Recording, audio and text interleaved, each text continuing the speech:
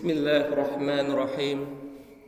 Assalamualaikum warahmatullahi wabarakatuh.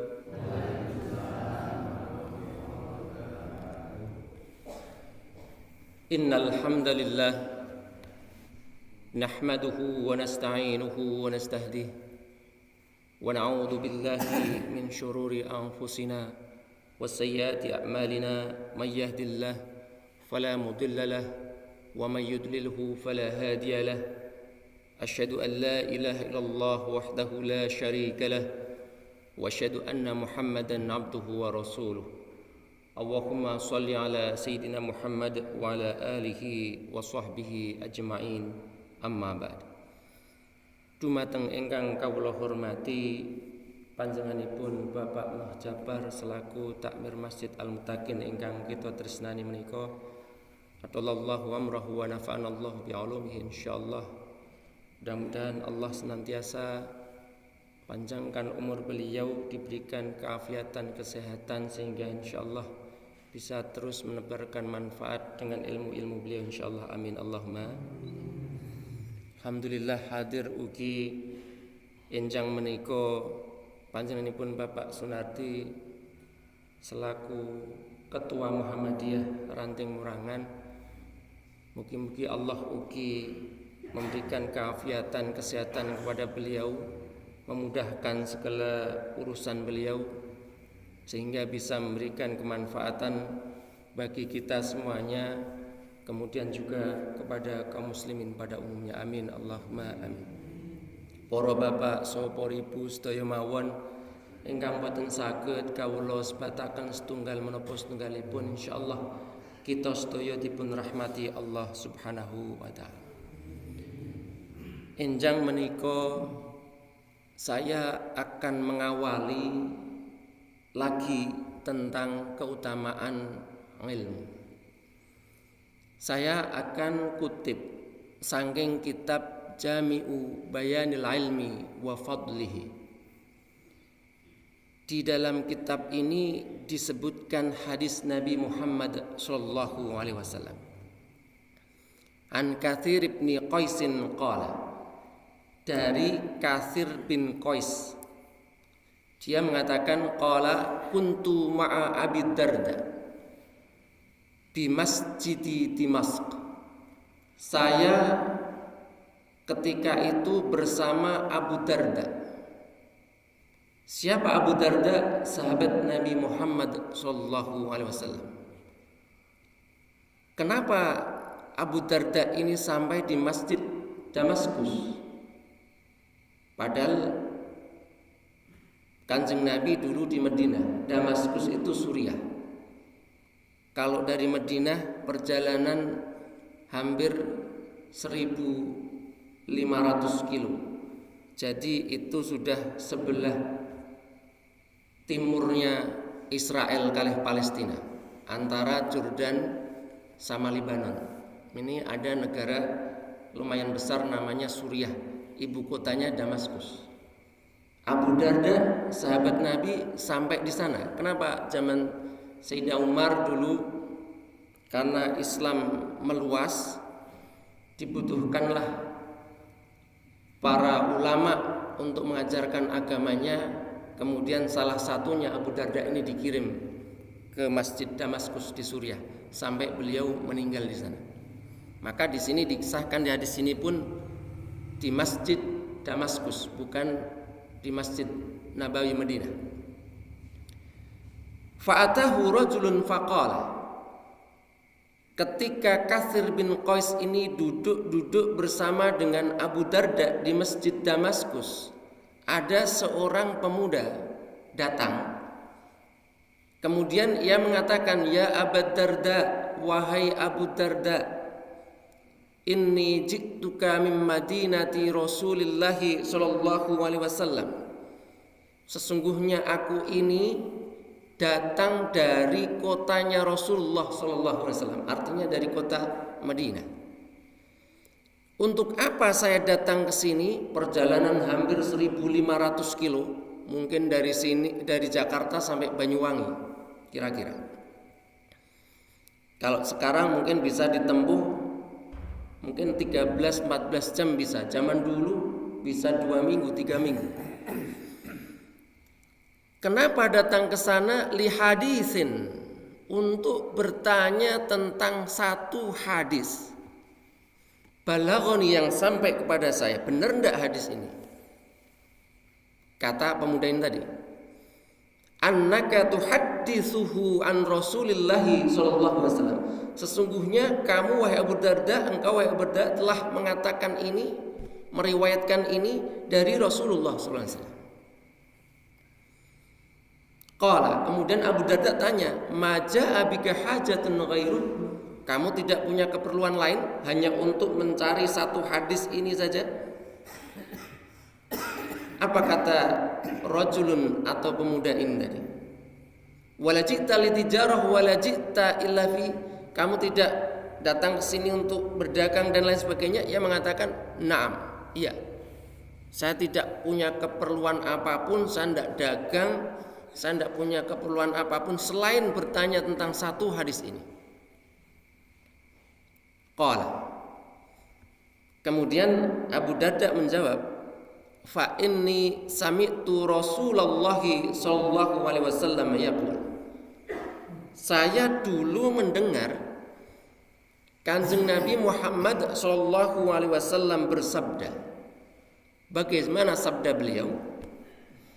Man salaka tariqa ilmin sahhalallahu lahu tariqan min turuqil jannah. Barang siapa yang berjalan meniti ilmu, maka Allah subhanahu wa ta'ala akan memudahkan jalannya menuju surga. Tidak itu saja, wa innal malaikata, sesungguhnya para malaikat itu latadau ajnihataha, betul-betul akan menaungkan apanya? Ajnihatun. Ajnihah artinya sayap-sayapnya. Sebagai tanda apa malaikat itu menaungkan sayap-sayapnya kepada orang yang mencari ilmu ini? Ridhon li talibil ilmi, sebagai keridhaan dia li talibil ilmi, kepada orang yang menuntut ilmu. Tidak itu saja, apa keutamaan orang yang menuntut ilmu itu? Wa innas samawati wal arda, sesungguhnya langit dan bumi itu latastaghfiru lahu wal hutu fil ma'i, langit dan bumi itu memintakan ampun kepada orang yang berjalan untuk menuntut ilmu. Tidak itu saja, wal hutu fil ma'i, bahkan sampai ikan-ikan di air atau di lautan.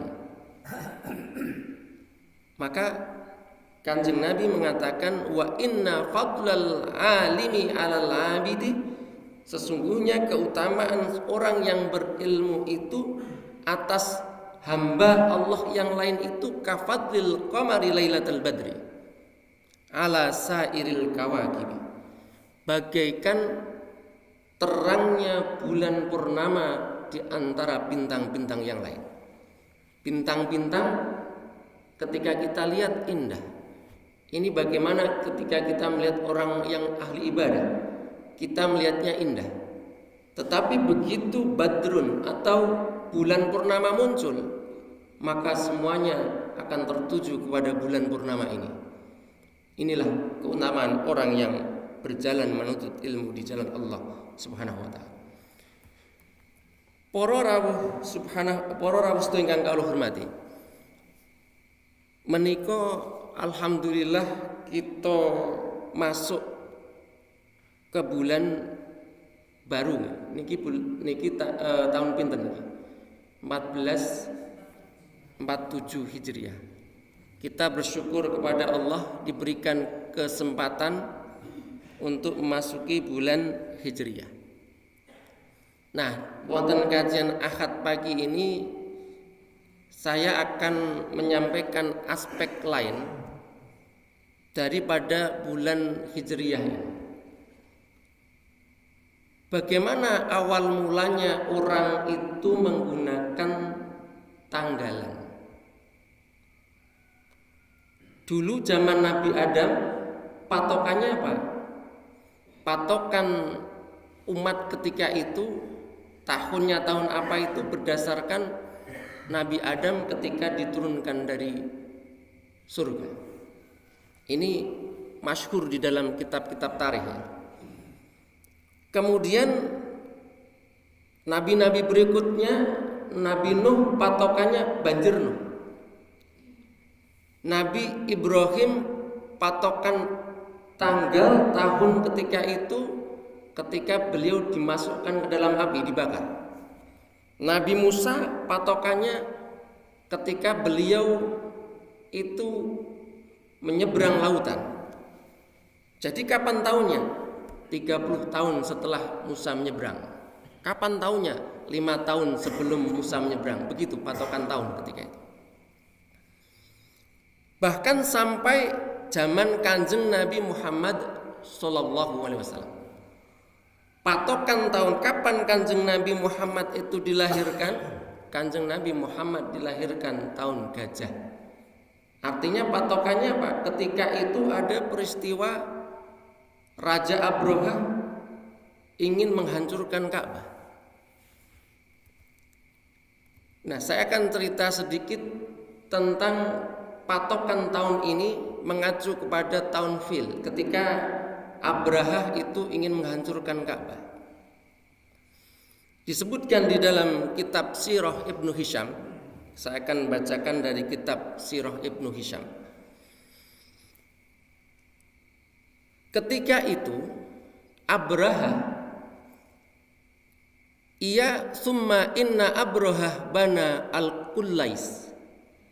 Abraha sebagai raja di Yaman, dia itu membangun, namanya bangunan itu adalah Qullais. Di mana? Di Son'a. Son'a itu kota di Yaman. Jaraknya dari Mekah sekitar lebih dari 1000 kilo.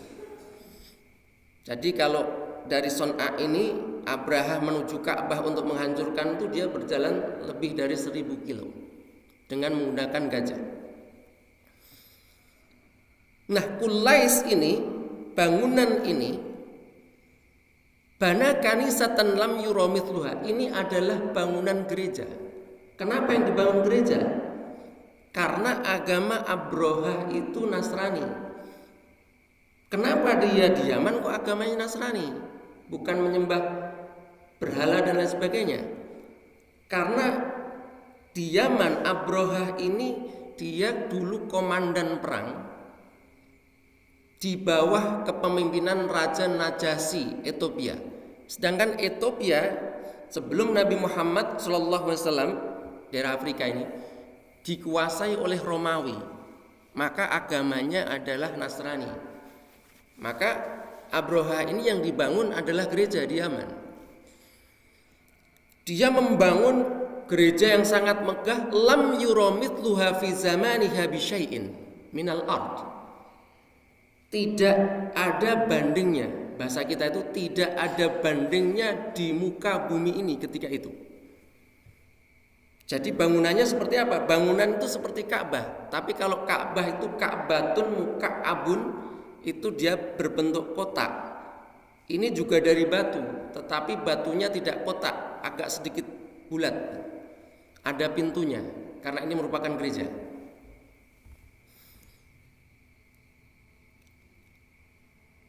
Kemudian summa kataba ilan Najasyi. Setelah membangun ini, dia menulis surat kepada Raja Najasyi di Ethiopia. Karena dia merupakan bawahan Raja Najasyi di Ethiopia. Inni qad banaitu laka ayyuhal maliku kanisatan lam yubna mithluha limalakin kana qabla. Saya sudah bangunkan untukmu sebuah kanisah, sebuah gereja yang mana belum pernah dibangun oleh raja sebelummu. Walastu bimuntahin hatta asrifa ilaih hajjal arabi. Saya tidak akan berhenti di sini. Dia menulis surat kepada Raja Najasyi. Tidak berhenti sampai pembangunan gereja saja, tapi sampai saya mampu untuk memalingkan hajinya orang Arab ke Yaman.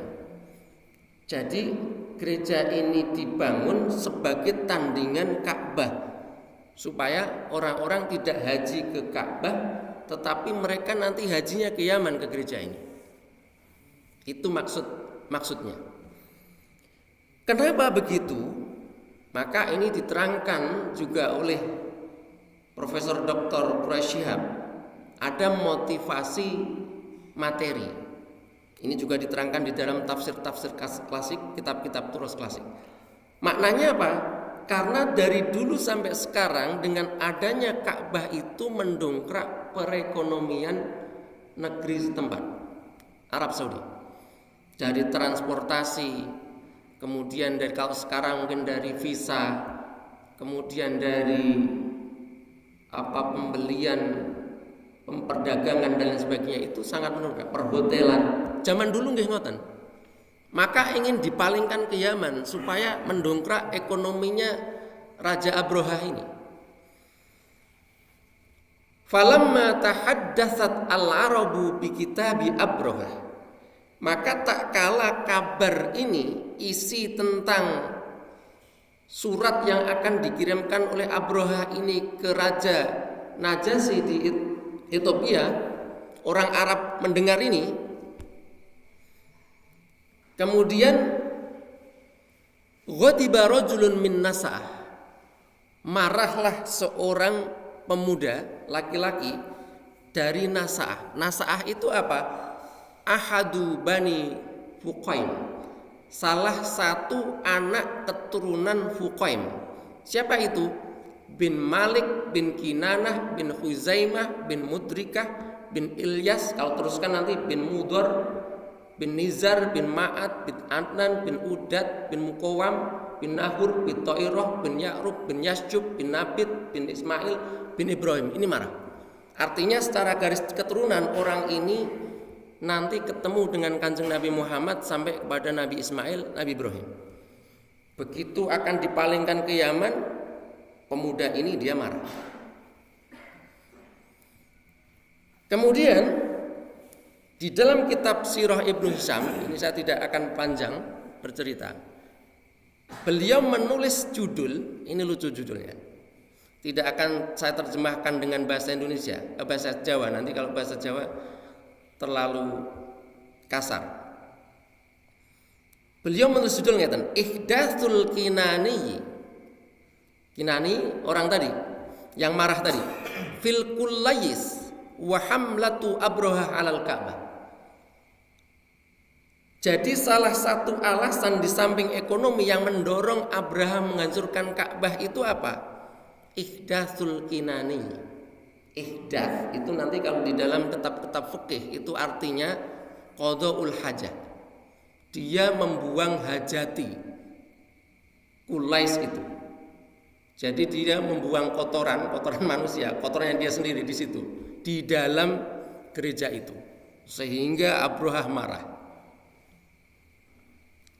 Maka diceritakan di sini, qala Ibnu Hisham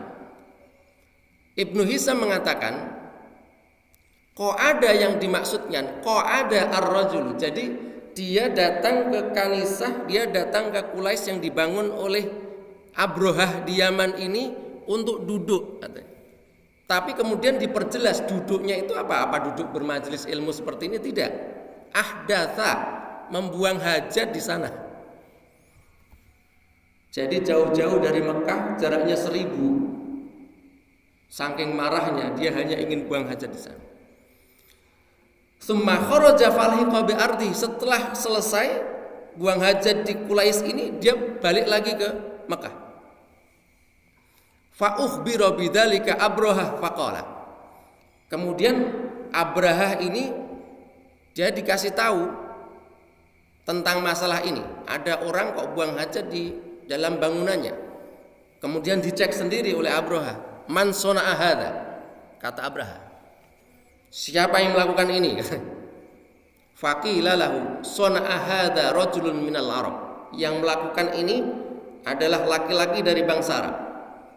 Min ahli hadzal baitil ladzi tahujju al-Arab, yaitu dari golongan orang yang mereka haji di Mekah itu, penduduk Mekah. Kenapa dia marah? Kata Abraha, lamma sami'a qaulaka, karena dia mendengar kamu asrifu ilaiha hajjal Arab, kamu akan memalingkan hajinya orang Arab ke Yaman. Maka dia marah. Ghadiba faja'a faqada fiha. Akhirnya dia marah, dia datang ke sini untuk membuang hajati Qulais ini. Ai annaha laisat lidzalika bi ahlin. Kata dia, orang itu tadi, enggak cocok, enggak layak Qulais ini menggantikan Ka'bah, kata laki tadi. Maka dia marah, kemudian di sana buang hajat. Hal ini membuat Abraha marah. Faghadiba 'inda dzalika Abraha ketika itu dia marah. Fahalafa la yasiranna ilal baiti hatta yahdimahu. Dia kemudian bersumpah betul-betul akan datang ke Ka'bah untuk menghancurkannya. Ini salah satu pendorongnya. Kenapa dia ingin menghancurkan Ka'bah? Nah, ini mungkin jarang orang cerita begini. Tapi ini saya ambil dari banyak sirah yang bercerita tentang ini, termasuk sirah Ibnu Hisham. Nah, kemudian summa amara al-Habasyah fatahayyat wa tajahazat. Kemudian dia mengumpulkan tentara-tentara dari Habasyah. Kemudian disiapkan pasukannya, summa sara wa kharaja ma'hul fil. Dia datang menggunakan gajah, pasukan bergajah. Wa sami'at bidzalikal arab. Sampai kemudian ketika Abraha ingin menghancurkan Ka'bah ini menggunakan gajah-gajah ini, didengar oleh orang Arab. Apa yang terjadi ketika orang Arab mendengar ini? Fa'adhamuhu fafaidu bihi. Mereka akhirnya fa'adhamuhu, ini masalah besar ini, bahaya ini.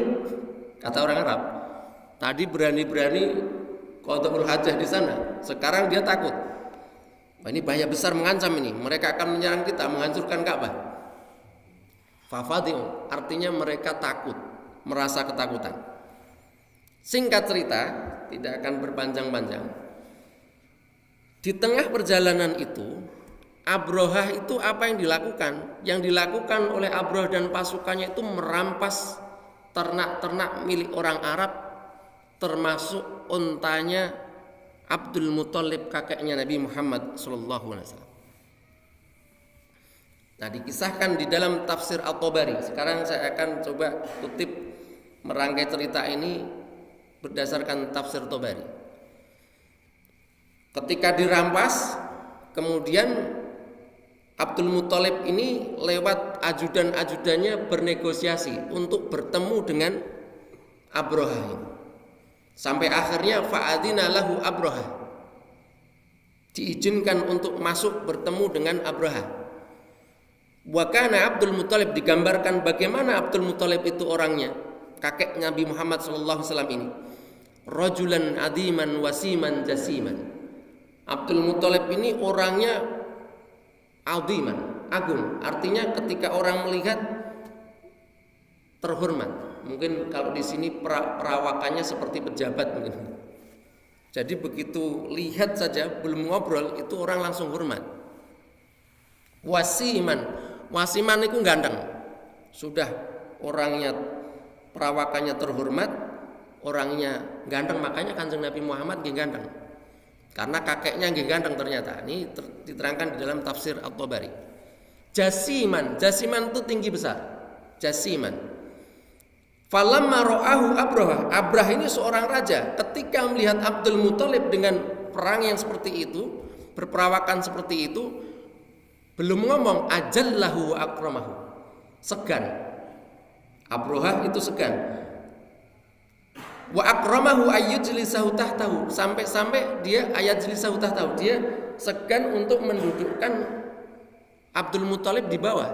Dia raja di singgasana, Abdul Muthalib taruh di bawah itu segan. Wa kariha antarahul habasah yujlisahu ma'ahu ala sariri mulkihi. Tapi juga mau didudukkan di singgasana, dia enggak enak dengan pasukan-pasukannya. Masa di singgasana ada dua raja? Nah, ini enggak enak. Akhirnya apa? Fanazala Abraha an saririhi. Dia kemudian duduk di bawah bersama dengan Abdul Muthalib. Kemudian faqala ma hajatuka ilal maliki. Apa tujuanmu datang kepada raja? Ini kata penerjemahnya. Karena bahasanya berbeda, maka ada penerjemah. Kamu datang ke raja ini kenapa? Apa maksudnya? Kemudian faqala lahu dzalika tarjuman faqala lahu Abdul Muthalib. Abdul Muthalib mengatakan hajati ilal maliki ayyarudda alayya mi'atai ba'irin. Hajatku, keperluanku mendatangi Abrahah ini hanya meminta 100 unta yang dirampas oleh dia. Jadi Abdul Muthalib, kakeknya Nabi ini datang bukan untuk berdiplomasi dengan Abrahah bagaimana dia tidak menghancurkan Ka'bah, tetapi justru meminta untanya saja. Malah memikirkan materi. Ka'bah mau dihancurkan tidak dipikir. Yang dipikir malah unta. Ini Abdul Muthalib. Kemudian ia mengatakan, qad ji'tu lihatmi fala tukallimuni fihi. Saya itu datang untuk menghancurkan Ka'bah, tapi kamu kok malah hanya meminta unta, tidak mau untuk menjaga Ka'bah itu. Kata Abrahah itu, saya sudah enggak respect lagi sama kamu katanya. Ternyata kamu tidak berdiplomasi supaya saya tidak menghancurkan Ka'bah, malah justru hanya meminta unta. Apa kata Abdul Muthalib, kakek Nabi Muhammad SAW? Inni ana rabbul ibili. Saya itu yang punya unta-unta itu. Unta itu milik saya. Wa inna lil baiti rabban sayamnahu. Sedangkan rumah itu, Ka'bah itu ada yang punya. Namanya juga Baitullah, rumahnya Allah. Yang punya Allah, bukan saya. Maka kalau kamu menghancurkannya, itu urusanmu dengan Allah. Fa anta wadaka urdud ilayya ibli. Maka mana kembalikan untanya. Urusanmu sama Allah kalau menghancurkan Ka'bah. Ini kata Abdul Muthalib, bukan urusanmu sama saya. Akhirnya setelah dikembalikan, kemudian Abdul Muthalib ini segera menuju Ka'bah. Sampai di sana berdoa untuk keselamatan Ka'bah, pergi lagi mengajak kaumnya untuk pergi ke gunung-gunung. Kenapa? Untuk menyaksikan bagaimana Allah menolong Ka'bah itu dari serangan Abrahah.